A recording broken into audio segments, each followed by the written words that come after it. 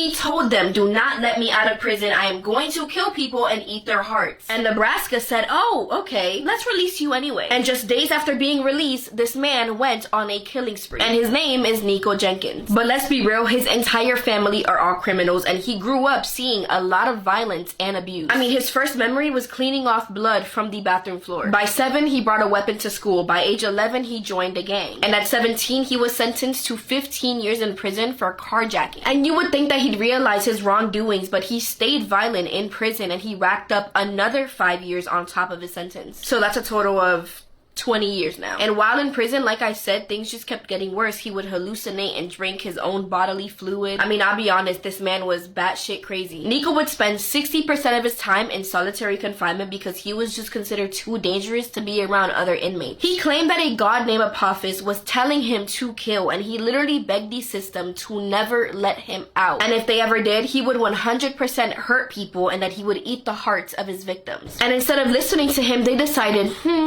let's let him out 10 years early. 10 years early. This man didn't even have good behavior in prison, so why would they let him out this early? It doesn't make any sense. After 10 days of being released, Nico had his sister and his cousin lower 2 men out of a bar. Their names were Jorge and Juan, and Nico's over here trying to rob them, and they're trying to run away, and so Nico grabs a weapon and shoots them both in the head. 8 days later, him and his sister ambush a man named Curtis and then unalived him. Don't forget what I said earlier, the whole family's crazy. 2 days later, Nico's like, okay, I think I'm ready for a car now. So he heads over to a McDonald's and runs up to the car of Andrea Kruger. She is a mother of 3 and just trying to get some McDonald's. He grabs her body, drags her out of the car, and shoots her in the head, instantly unaliving her. In just 29 days of being free, he has already taken the lives of 4 people. After committing such a heinous crime, Nico ends up being trapped, caught, and arrested. I don't know what was up with this man's brain, but at first he's like, oh no, it was my sister and cousin who did all this. And then he's like, no, it was actually my fault. I'll admit to it. But then he flips it again and he puts the blame on an Egyptian goddess named Apophis, and that these sacrifices were meant for her. He tried suing the state for $24.5 million